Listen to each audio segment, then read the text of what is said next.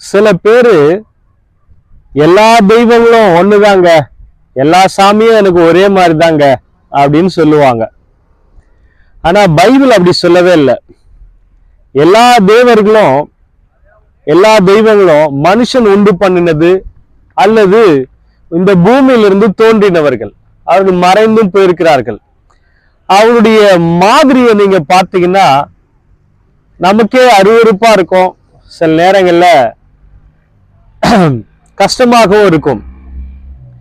ஆனால் இயேசு கிறிஸ்து எல்லாரும் மாதிரி அவரெல்லாம் கம்பேர் பண்ணவே கூடாது.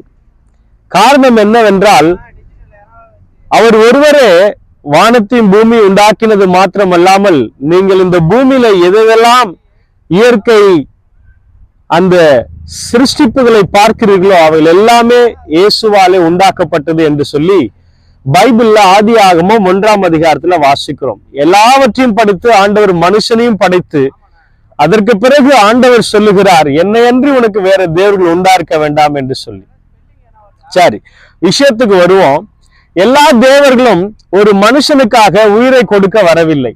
ஆனால் இயேசு மாத்திரமே உங்களுக்காகவும் எனக்காகவும் இந்த பூமியில் இருக்கிற எல்லா மனிதர்களுக்காகவும் உயிரை கொடுக்கும்படியாகவே வந்தார். தன்னுடைய உயிரை கொடுத்து அவருடைய ரத்தத்தினால மாத்திரமே ஒரு மனுஷனுடைய பாவம் மன்னிக்கப்படுகிறது. அந்த மனுஷனுக்கு நிம்மதி இயேசுவால தான் கிடைக்கும். அந்த மனுஷனுடைய சாபங்கள் மாறணும்னா இயேசுவால மாத்திரம்தான் முடியும் என்று சொல்லி அந்த வேதாகமம் சத்தியமாக போதிக்கப்படுகிறது. அன்பிற்குரியவர்களே, ஆக இந்த உலகத்தில் இருக்கிற தேவர்கள் எல்லாருமே நரபலியை கேட்கும், மரண பலியை கேட்கும், அல்லது இந்த பலி அந்த பலி, தேங்காய் செலுத்து, அது செலுத்து, இதை செலுத்து எல்லாம் சொல்லும். ஆனா ஆண்டவர் இயேசு கிறிஸ்து எதுவுமே செலுத்த வேண்டிய அவசியமே இல்லை. அவருக்கு நம்முடைய இருதயத்தை கொடுத்து விட்டாலே போதும். அவர் நம்முடைய இருதயத்துல தங்கி வாசம் பண்ணுவார், நம்மை ஆசீர்வதிப்பார். ஆம், நம்முடைய வாழ்க்கையில, இந்த பூமிக்குரிய வாழ்க்கையில எல்லாரும் என்ன நினைக்கிறாங்க, வசதி வாய்ப்பு பணம் எல்லாம் இருந்துட்டா நம்ம தான் ராஜா அப்படின்னு நினைக்கிறாங்க. ஆனா அந்த ராஜாவுக்கும் மரணம் வரும். அது அறியாமல் சில பேர் ஓடிக்கொண்டிருக்கிறாங்க பணத்தின் பின்பதாக. ஆனால் ஆண்டவருடைய வசனம் சொல்லுகிறது, யோவான் 3ஆம் அதிகாரம் 16ஆம் வசனம், தேவன் தம்முடைய ஒரே பேரான குமாரனை விசுவாசிக்கிறவன் எவனோ அவன் கெட்டு போகாமல் நித்திய ஜீவனை அடையும்படிக்கு அவரை தந்தர்லி இவ்வளவாய் உலகத்தில் அன்பு கூர்ந்தார். ஒரு விஷயத்தை கவனிங்க, நமக்கு ஒரு அப்பா இருக்கிறது தான் ரொம்ப நல்லது. எல்லா அப்பாங்களும் நமக்கு அப்பாவா சொல்லிட முடியாது. அதே போலதான் இயேசு கிறிஸ்துவும் நமக்கு ஒரே அப்பாவாக, தகப்பனாக, தெய்வமாக இருக்கிறார். அன்பிற்குரியவர்களே, நம்ம ஒரு பொருள் மிக நல்லதாக இருக்கிறது என்றால் அதை பற்றி நம்ம பேசுவோம், விளம்பரப்படுத்துவோம், அதை வாங்கி கொள்ளுங்க, பெஸ்டா இருக்குன்னு சொல்லுவோம். அதே போலதான் இந்த உலகத்துல நீங்கள் எந்த தெய்வங்களை நீங்கள் தேடி பார்த்தாலும் நம்பி பார்த்தாலும் சில பேர் ஏமாந்து போவாங்க, மோசம் போய்கிடுவாங்க. ஆனால் இயேசு கிறிஸ்து இடத்துல வர்ற யாரும் மோசம் போகப்பட்டதாகவோ வெக்கப்பட்டு போனதாகவோ சரித்திரம் இல்லை.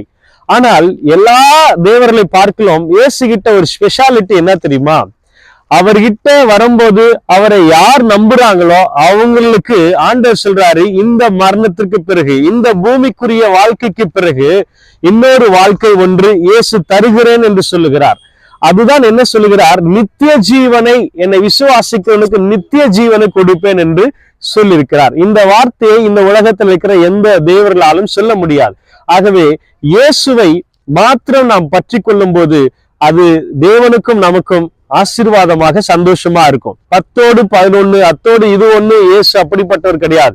இயேசு மட்டும்தான் தெய்வம், இயேசு மட்டும்தான் இரட்சகர். அழகான ஒரு வார்த்தை அவரோடு இருந்த சீஷன் சொல்லுகிறார், வானத்தின் கீழே பூமியின் மேலே இயேசுவின் நாமமே அல்லாமல் ரட்சிக்கப்படுவதற்கு வேறொரு நாமம் கட்டளிடப்படவில்லை. இந்த வார்த்தைகளை பிடிப்போம், நம்புவோம், இயேசுவை மட்டும் பிடித்து அவர் சென்றிருக்கிற பாதையில நாமும் நடப்போம். கர்த்தர் நம்மை ஆசீர்வதிப்பாராக. ஆண்டவரே, இந்த வார்த்தையின்படி கேட்டவர்களை ஆசீர்வதியும் ரட்சியும். ஆண்டவரே, உலகத்துக்கு ஒத்த வேஷம் போகாமல், ஆண்டவரே, எல்லாவற்றையும் நாங்கள் வணங்காமல், எல்லாவற்றையும் நாங்கள் பிடித்து கொள்ளாமல் இயேசுவை மாத்திரம் பிடித்து கொண்டு ஓட எங்களுக்கு கிருபை தாரும். நீர் ஒருவரே எங்களுக்கு நித்திய ஜீவனை கொடுக்கிற தெய்வம், எங்களுக்காக ரத்தம் சிந்தி மரித்து 3ஆம் நாள் உயிரோடு எழுந்த தெய்வம், எங்களுக்காக மீண்டுமாய் வரப்போகிற தெய்வம்.